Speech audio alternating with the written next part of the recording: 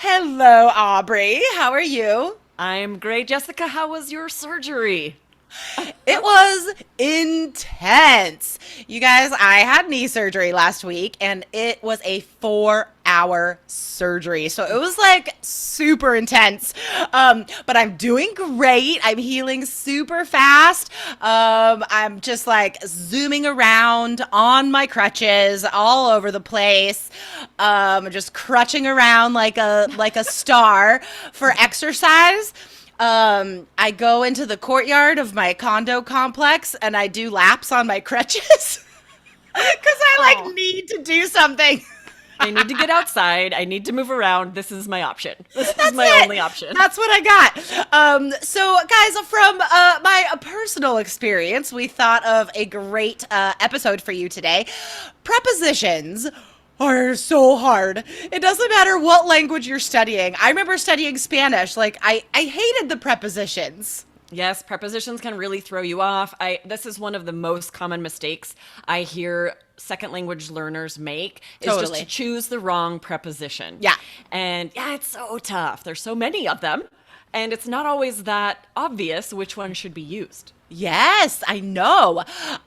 So guys, as I've been discussing my ordeal, my health ordeal, I was like, wow, I'm using a lot of prepositions right now. And I thought, you know what?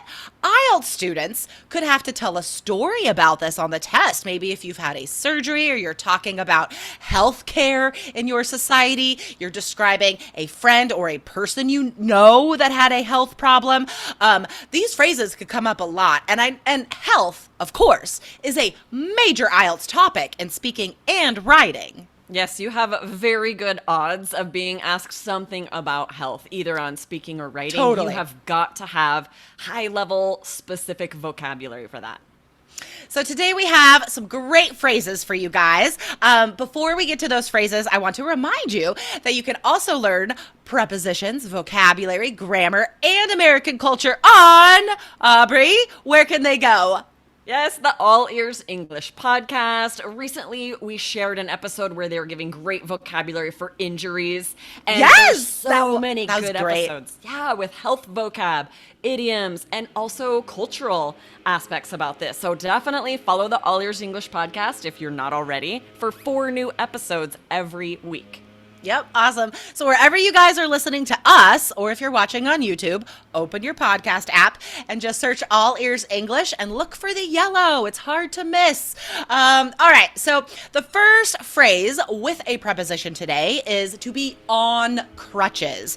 So as I was saying this morning, I realized like this is not an obvious thing. Unless students learn this very specific phrase, they will have no idea how to describe the situation of using crutches. Because I think people might make a mistake and just guess and be like, "Oh yes, I am using crutches right now," or I had crutches last week," or like, and none of those are right. You have to say I was on crutches. Exactly right. The preposition does really matter. We're going to share another one that I was thinking about this, the expression going under the knife.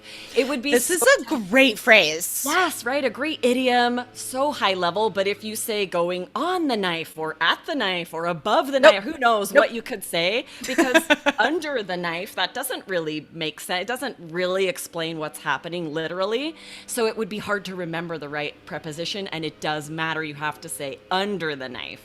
Yes, so going under the knife just means you're having surgery. So any type of surgery, guys, any time where your body is opened in any way, you are going under the knife. It is an idiom, like Aubrey said. I would say it's too informal for writing, but great for speaking. Now, if we shorten that and just say going under, this is a whole different meaning, right? What does going under mean? Yeah, this means you're given anesthesia. So you're going to be out, you're not going to be aware of the procedure. The only time I've ever been put under, the only time I've ever gone under is for my wisdom teeth to be removed. I Oh, went okay. under with general anesthesia and then suddenly I woke up and it's like I couldn't believe it had happened because you lose that time. So It's It's so so weird. weird. It's so weird. Here's a great slangy phrase instead. You can say knocked out. I was knocked out. So they mean the same thing, right? Just to be completely unaware because of anesthesia or the medicine they give you to knock you out. And it's a scary, vulnerable feeling knowing that that's going to happen. It's kind of scary because it's like I will have no conscious awareness of anything that's happening to me, and like it's kind of scary. And since my surgery lasted so long, they had to give me more anesthesia, and I was knocked out. I was under for at least 5 hours because like they had to put me in the recovery room for like an hour and a half because they had to knock me out so hard. Oh my gosh, that's so crazy. I had C-sections with two of my pregnancies, and I had to have a spinal block, which was super scary, but at least I was still conscious. To be actually put under is so much scarier.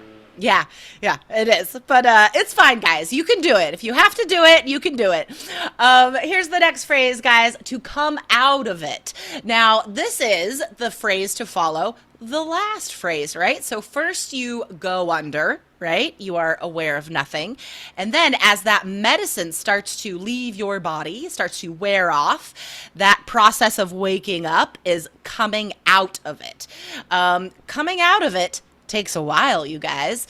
And it may seem like you have come out of it, but you're probably not out of it yet. Here's an example. My mom said I had a entire conversation with the nurse and the surgeon after I had apparently come out of it, and I was asking really like coherent questions. I remember nothing. I remember nothing from this conversation. These are always the best videos, like right after someone know. has their wisdom teeth removed and they're saying the craziest things and their head's like lolling because they're coming out of it, but they're not totally out of the effects yet. Exactly, exactly. So remember, guys, today's vocab is super useful for describing serious injuries, serious health problems in IELTS speaking, especially. And some of these, we've noted which ones are not appropriate for writing, but I would say most of these are great for writing as well. So before we get to the last one, just in case you don't know what crutches are, I'm going to show you on the YouTube video here. Here are my crutches in case you're not sure what we're referring to. Remember, guys, that Aubrey and I put every single one of these podcasts in video form on our YouTube channel. So go to IELTS Energy TV for that. I think today is an important video to watch because we're really doing a lot of like acting out these phrases, like to be under, to come out of it. So definitely check out IELTS Energy TV on YouTube. All right, Aubrey, what's the last phrase today? Yeah, so just to be on crutches, or the slang crutching around, like you said, meaning you're just getting around, hobbling around on your crutches. I can't even imagine. Are you going up and down stairs on crutches? That is not easy to do. No, dude, I'm not tackling the stairs on my crutches. I scoot up and down stairs on my bum, and I'm getting a good arm workout. You know, lifting myself. Again, guys, I am acting this out on YouTube. I am lifting myself up and down the stairs. My arms are going to look incredible next week. So, but yeah, I say this a lot when I'm talking to friends, you know, like, oh, I'm just crutching around the courtyard right now, or crutching around my house. As I'm crutching around the courtyard, I get to see a lot of my neighbors and stuff and talk to them. So it's like a social opportunity for me to crutch around where I live. So guys, definitely remember that today's vocab is fantastic. Not just for IELTS, but for life. I mean, this is most of what I'm talking about right now with people is my experience and what I'm going through with surgery and crutches and all that. So you guys, I hope you don't need this vocab someday, but you can still use it on IELTS to describe other people's situations, to describe the healthcare system in your country, doctors and nurses. It's so applicable to this very common topic of health. But guys, all of this is super useful, as well as everything you learn on All Ears English. So double down on your English learning through podcasts, guys. Aubrey's on there all the time right now. So wherever you're listening to us, go to the search bar and search All Ears English, or just go to allearsenglish.com/follow. Yes, awesome. I love being on the All Ears English podcast. I've gotten finally to where I don't feel like an interloper, like I'm sneaking in through the back door. I'm like, all right, I belong here. This is good. Totally. Own it. Own it, Aubrey. You are a fantastic podcast host. I see so many comments on our social media and YouTube and everything. Aubrey, people love you. They love Aw, your voice. thanks, You are a great teacher. They love the way that you speak and communicate. So definitely check out more of Aubrey on All Ears English. Thanks, Jessica. Oh, you just made my day. And thanks you guys for all those comments, because I see those too, and they really do. Sometimes I show my kids. feels I'm good. like, see, I you know. should appreciate me. There are people out there who appreciate me and like my voice. I know. Yeah, I do the same thing. All right, awesome. Well, guys, thanks for tuning in today, and we'll see you next week. Bye-bye. Bye.